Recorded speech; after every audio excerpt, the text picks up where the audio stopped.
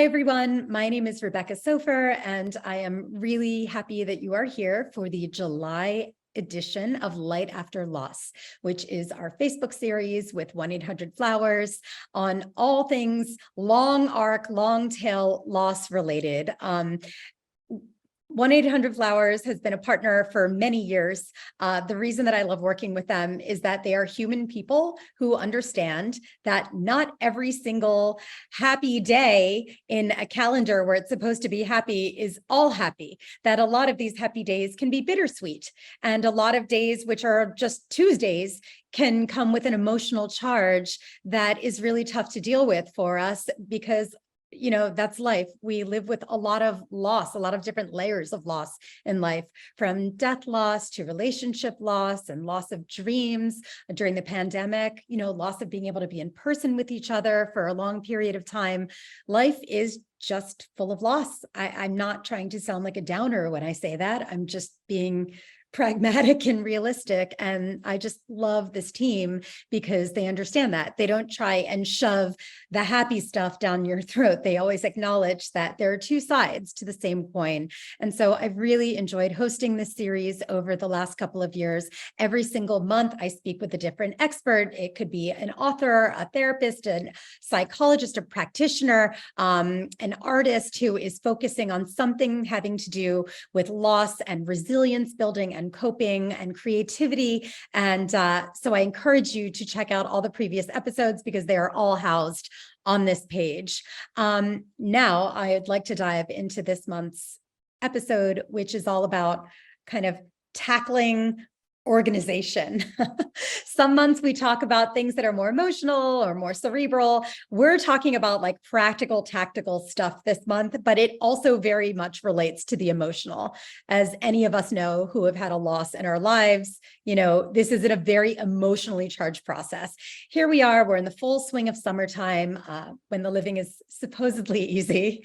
This is the time when we might have a bit more time on our hands. Maybe we're moving a little more slowly. Maybe some of our kids are away at camp for a couple of weeks and we're traveling, but maybe we have a little bit more time at home to look around and start eyeing some of the things around us that have been left behind by somebody. And it could be after a death. Many times it is. It could be after a lot of different losses. But it might be a time when we're kind of slowing down and looking around and thinking about, okay, what might I want to save or store or donate after what's happened? Maybe it's been a year, maybe it's been 2 years, maybe it's been 5 months, right? And as we all know, when we're going through something like that, a mere object can carry so much emotional charge that even considering starting something like this can feel overwhelming. So if you're like me, you think about it, you consider it, you get overwhelmed, and then you don't do anything, and you watch Ted Lasso. So given that, I'm very excited that this month I'm here with Shira Gill because she's going to help me get out of the watching Ted Lasso as a revert, mechanism mindset. Shira is a globally recognized home organizing expert and the author of Minimalista and Organized Living. And she has inspired thousands of people all over the world to clear their clutter from their homes and their lives, and developed a process and a toolkit that applies to everyone, regardless of budget, space, or lifestyle. Sometimes you might think that you have to hire a really expensive organizer to come in and help you, or a really big, expensive storage unit. And that's not necessarily the case. Sometimes we just need a little hand-holding from somebody empathic and non-judgmental to guide us through this process. So, enter Shira. Shira, first of all, thank you so much for making time to speak with me today. I'm so grateful. Oh, yeah. Thank you so much for having me. I'm excited about this conversation, and it's not one I get to have often. So thank you for inviting me to open up and talk about grief and loss and organization. Great. Yes, it's all the things that a lot of people kind of want to talk about, but then they don't talk about it, and then it builds up. And so here we are today. So let's just let loose on it. First of all, be honest, does any of this ring true to you personally? Have you had any experience with this? Like, are you one of us? Absolutely. Yeah. So I, 10 years ago, unexpectedly lost my father, who I was very close with, and happened to be the only living family member who lived even in California at the time. So my father left behind, a large 3-bedroom home with a basement and a garage and, myriad things. And his entire family was on the East Coast. And so I, at the time, had a new baby and a toddler, but really was kind of thrust into dealing with, going through the things, making the decisions, talking with the family, like really being at the helm of resolving his estate. And it was something where I was deep into my career as a professional organizer, and I had helped many, many clients go through their belongings and the belongings of loved ones. So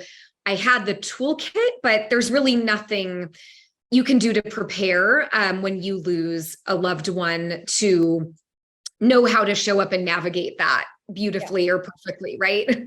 Yeah. I mean, So first of yes. all, I'm sorry to hear about your dad. It sucks, especially when you said you lost him suddenly. I think a lot of us watching this episode can relate to something like that. And thank you for sharing about that with us, because a lot of the times I think that we think something is wrong with us when we feel like even the logistical things feel overwhelming and complicated. We're very hard on ourselves. So first of all, what is the first thing someone should tell themselves before starting a highly emotional organizing experience? I don't know, do we call it organizing experience? Like, what should we call this? What should we call it? I mean, in a sense, I think of it more as an editing or a culling experience. Okay. I think the two go hand in hand, right? But in my work as an organizer, I would say most of what I'm helping people do is make decisions. So it's really less about order and organization and more about having a framework in which to make thoughtful decisions that you can feel good about. So yeah, in terms of like where to begin, where, you're totally overwhelmed, maybe you're feeling paralyzed, you don't know what to do. I can tell you the first thing that I did was bring in a friend, which, it's less of a like tactical thing to do, but I think I just felt like for me, even the prospect of going into my father's house was daunting and overwhelming. And so having somebody that I really trusted to just say, would you just be by my side? And the thing that we did that was so helpful that actually my friend suggested was just going there with no agenda and saying, all we're going to do is take a loop and then we're going to leave. So I think starting with like the smallest baby step you can muster, maybe for people listening, they haven't inherited a home or possessions from a loved one, but they have things from an ex or things from somebody that they lost and they don't know how to approach them. So I think starting by literally just making almost a mini session with yourself or bringing a friend or a professional to just take stock, to literally start by just saying, I'm just going to review what's going on here and increase my awareness before I take any sort of action. Yeah, that makes sense. Just like there's no rush unless like someone is like physically moving into the house and you need to get out. Just pace yourself, do an initial turn and take it from there. I like the term. I always use the term going micro when I'm really overwhelmed. I just go micro. What kind of support should someone seek out? You just talked about a friend, before embarking on this editing process, and what role can community play in going through yours or somebody else's belongings at home? Yeah, I think, when there is a loss, most of the people in our lives really want to help, but they just don't know how to. And often people feel so awkward that they just get kind of paralyzed themselves. So I think inviting somebody from your family or your friend, or support system, or even a colleague to say, here's how you can help me. I know that this sounds silly, but even just sitting with me for an hour and going through this box, I just need you to sit beside me, or I need you to help me make good decisions. But I think asking for whatever it is that you're needing. I obviously do this a lot as a professional organizer, and I have people tell me that they feel a lot of shame around, I should be able to do this myself. This is so Asking for silly. help is hard, right? Yeah, like why do I have to pay someone to babysit me? But what I've seen is it just doesn't get done typically. Like the intrinsic motivation to go do something that's really hard and potentially emotionally grueling, it doesn't come easy to most of us. So I think finding somebody, whether it's a professional, like a professional organizer, or tapping into your circle of resources and just saying, I just need you to come sit with me, or would you just keep me company for a few hours? I think people are, in my experience, so happy to help in that way. It's such an easy give. And for me, it's still the thing I remember the most and feel the most gratitude towards my friend during that time, that she was able to show up in that way. So, it's really easy to get overwhelmed. We keep talking about this feeling of overwhelm and what we can do to kind of rein ourselves in and ground ourselves in the moment. When you're just, say you walk into the living room and you're staring at it, and in one glance, in the same view, you're seeing, your dad's favorite piece of artwork, or a note that your mom left behind that's just really innocuous about something silly, but all of a sudden it feels really meaningful. Or maybe there's a heap of clothes that has your partner's favorite t-shirts, like a Duran Duran shirt from a concert from a long time ago, or your husband's beloved books or something like that. And you just kind of freeze, because you're like, this is all meaningful. And then you just hold on to all of them seemingly forevermore. So is there any prep work that can help people to feel more prepared here? Yeah, absolutely. So I will tell you.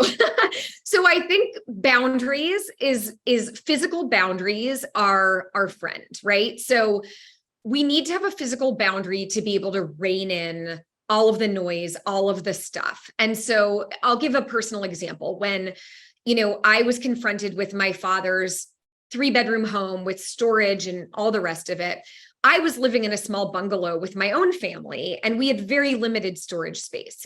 So I had to think, when I go and embark on this process of deciding what am I keeping and what am I passing on or, getting rid of, what can I physically house? And how much do I want to store? And so I went to, I think it was Home Depot, and I just got 6 airtight bins that I knew could stack and fit in my basement.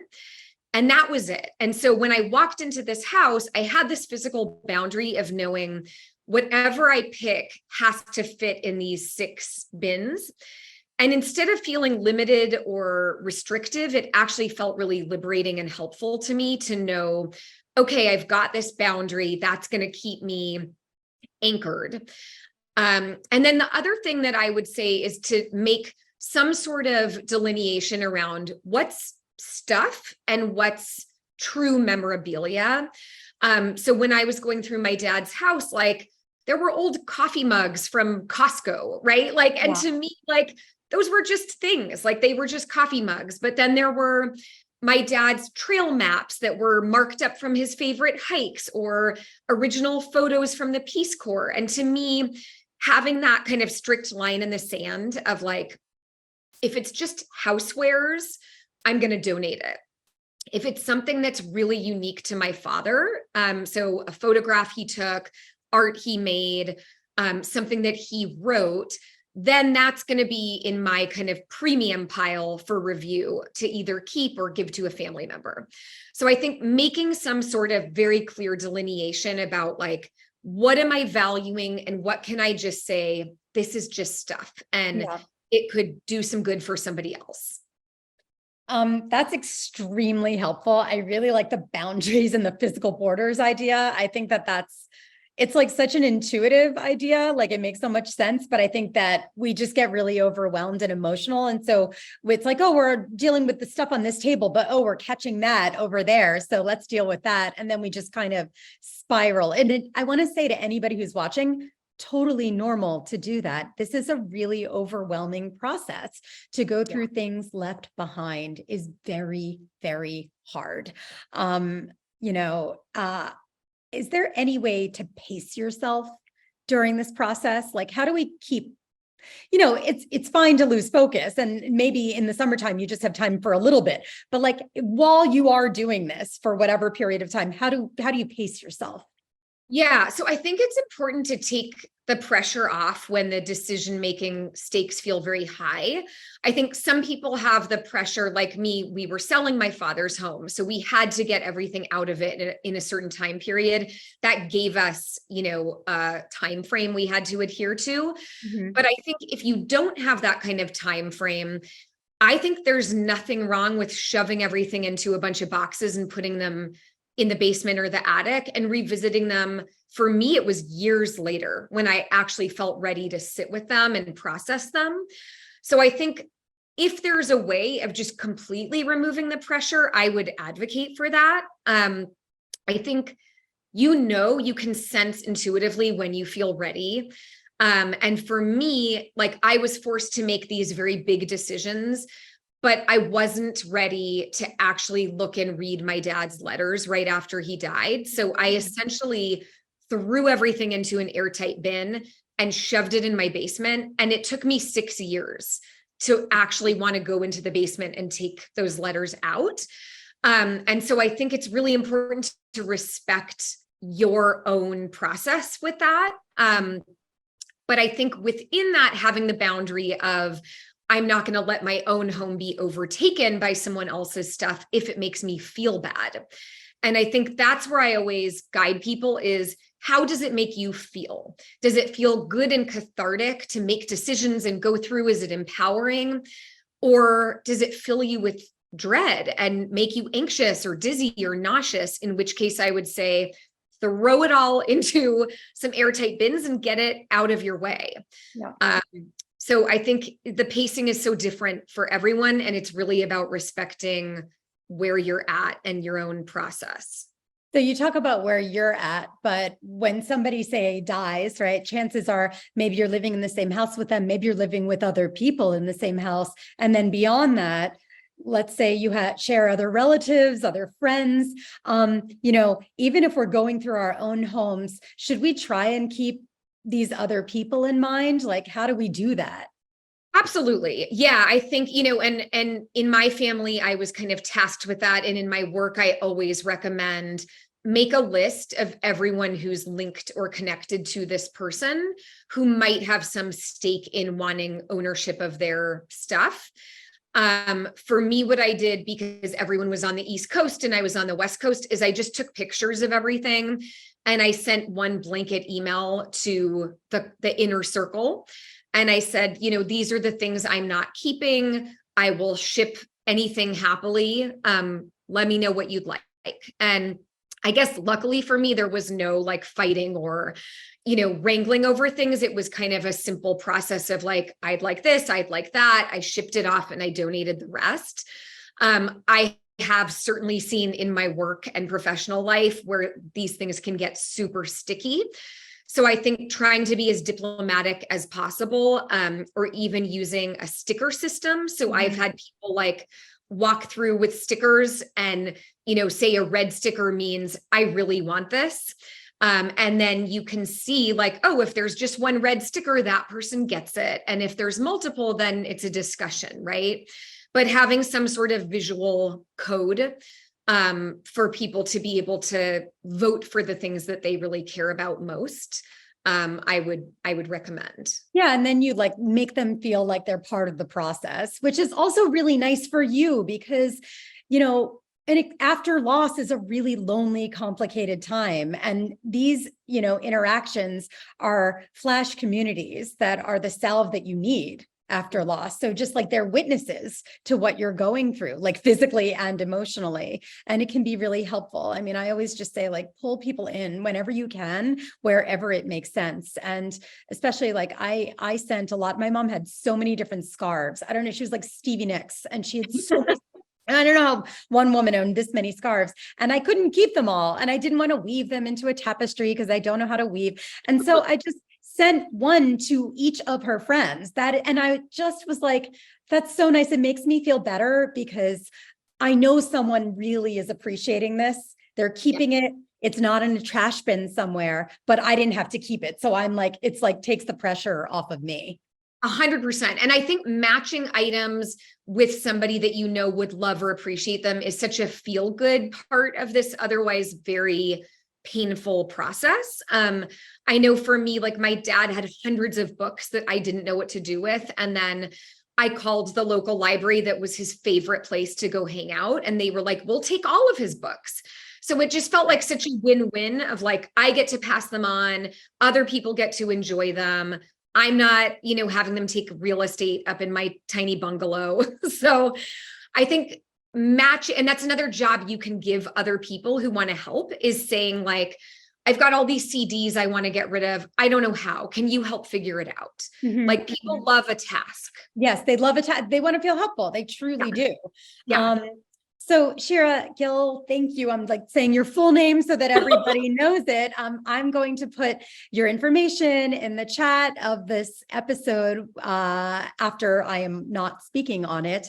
And also just want to encourage everybody who's watching this to chime in, to share your own stories, to maybe ask some organization or editing questions. Use the comment box as you would like to. Share the name of somebody who you're remembering, whose things you are editing. Let us be your witnesses, because sometimes that's kind of all people need is to feel seen in what they're going through. Shira, first, I want to thank you so much I feel like we could talk for hours about organizing. That's why you have a whole career about it. But last quick question. We are all really good at feeling guilty. Like it's a reflection of our love for somebody if we, give away a toy or a book, and maybe that means we didn't care about them that much, or trash one of their belongings. How can we help ourselves to let go of guilt during this process? Yeah, first of all, I think holding on to something out of guilt is never really a great way of honoring somebody. And I like to think that person would never want you to hang on to something that doesn't really serve you or provide value, right? So you're off the hook in that way. I also think, guilt comes from how we think about things, and we can change how we think about things. For me, the most useful tool is always thinking in terms of generosity and how can this actually make an impact for somebody. And I think that's the easiest route out of guilt is I'm not just throwing this in the landfill, I'm giving it to somebody. Yeah.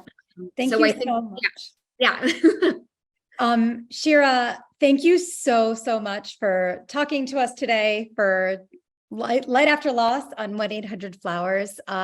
You are a font of information. Your kitchen is absolutely spotless. I'm incredibly envious, or wherever it is you're speaking from. It's gorgeous. You clearly know what you're talking about with regard to editing. And I wish I were born with that gene. I just wasn't.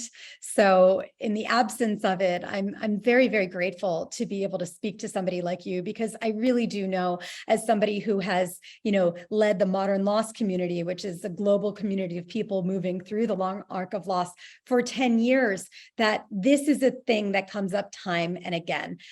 We have to deal with the things. It feels scary. How do we do it? So thank you so much for giving us these tips in like bite-sized format. There will be a written piece to accompany this, so check that out on the 1-800-Flowers site. Again, please feel free to leave all of your comments, questions for Shira. And Shira, just thank you. Thank you so much. My pleasure. Thanks for having me. This was a great conversation. You're welcome. And everybody, thanks for watching. Please remember to check out all the other Light After Loss episodes that are housed here on Facebook. I am your host, Rebecca Soffer, and I will see you next month.